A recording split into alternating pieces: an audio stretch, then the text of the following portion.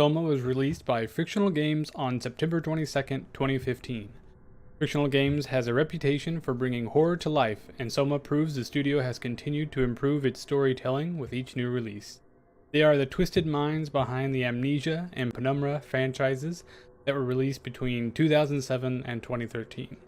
If you have played any of their previous games, I urge you to give SOMA a try.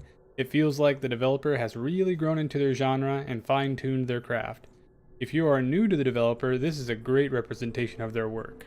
In SOMA, you assume the role of Simon Jarrett, a simple man with a tragic backstory. You wake up in your messy apartment, and through some investigating figure out that you have been involved in a car accident, where you lost your friend, and potentially partner Ashley, and suffered brain injuries. This right away is where SOMA begins to become a great game. You can explore this small but detailed apartment, uncovering clues about what is going on, or you can continue without that, and just prepare yourself for the upcoming doctor's appointment that you've been made informed of, which kicks off the entire journey for the game. If you do investigate the apartment further, you find that the accident was caused by a careless mom messing with her kids in the back seat, wasn't paying attention, careened into you, and took Ashley's life and leaving you with brain injuries. You find this on a newspaper clipping on a desk, if you happen to look there. The ability to search and inspect items is consistently impressive, sometimes accompanied with small dialogue lines that help immerse you, but you aren't forced to find them, and everything still makes sense if you don't.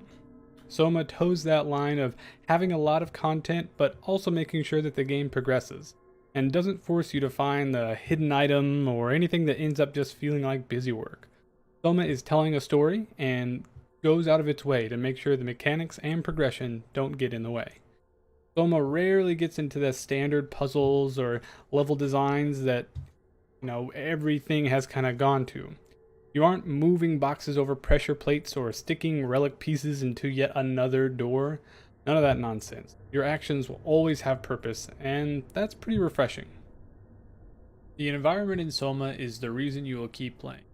Once you arrive on Pathos 2, the primary location for the game, you realize something very, very wrong. The entire facility is in despair. Everything is filthy, there are broken terminals, doors are sealed shut from the outside, and bodies are literally adhered to the wall by some sort of black growth. It is the perfect blend of sci-fi and horror, a surreal masterpiece that keeps you going. The lighting in every room down every corridor is intentional, meant to guide you or sometimes alarm you.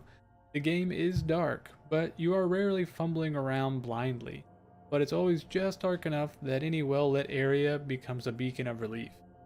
The robots you encounter may glow with red lights to indicate that they are malfunctioning or potentially hostile, or they may offer a comforting white light for you in the dark. Most rooms have been wrecked, and often you find blood splattered all around them. The station is littered with small bits of info to help you get a better idea of what this place is, and sometimes that comes in the form of an email, an audio log, or sometimes thoughts scribbled on the wall in blood. The mix of sort of future, sort of not, with that steampunk, cyberpunk look and just overall sci-fi aesthetic is intriguing and perfectly executed. From the moment I started wandering around Pathos, I am reminded of the BioShock franchise. More than just its color palette, and I do like it. Big, angry murder robots, dystopian sci-fi environment, and even some of the story elements tend to draw some loose similarity to BioShock. This is certainly not a bad thing though, and due to the location of Pathos, the similarities are kind of just a coincidence, but it's certainly worthy of note as it crossed my mind a few times. With the black growth throughout the station, and that post-life feeling that you get from the robots roaming around, a simple description of the environment would be kind of BioShock meets Resident Evil, and that's pretty awesome.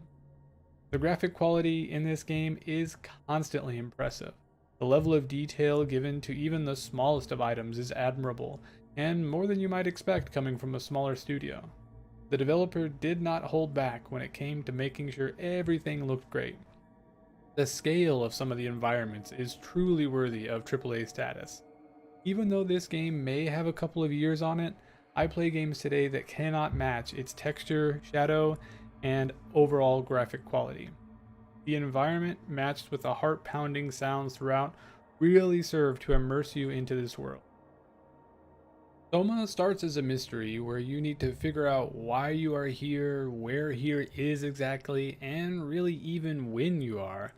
If you have played any of Fictional Games' previous titles, you know they are the masters of making you feel defenseless, and with Soma, you don't fight back, you outsmart. The, for lack of a better term, enemies in the game are corrupted robots and some other less definable beings.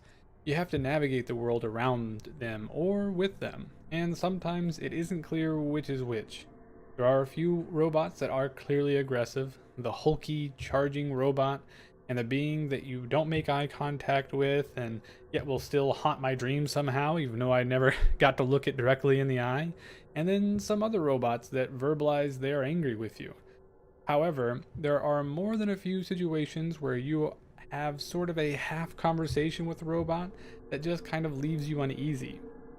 I found myself wondering if it was just malfunctioning, is it angry? I usually didn't stay to find out. In Soma, you learn early on to avoid conflicts, as you will just die. Simon even verbalizes some of these concerns to further add to the confusion. These gray areas add to the constant suspense of every interaction that you have, be it with a robot, a potential human, an audio conversation. The word Soma has Greek origin that is roughly defined as the body, or specifically all of the body except the soul. And you are exploring the facility of pathos, which can mean emotion or experience. This really ties in with the story for Soma. You are exploring AI and consciousness. You have to make some tough decisions which lead to some introspection for you and with Simon. What is experience? What is humanity without the body? This is a theme that has become more popular with just all sorts of media today, and the angle that Soma takes feels unique and thoughtful. The story is cohesive and presents these questions of how to define existence gradually and allows you, the player, to come to their own conclusion. The story is rich with dialogue, and you think through the scenarios with Simon and his thoughts as he copes with his situation. Though the setting is definitely horror, you get a lot more than just a good scare out of Soma. The final verdict for Soma is I give it a solid 4 out of 5 stabs. It only loses that final stab because the gameplay itself wasn't anything groundbreaking. It had all kind of been done before.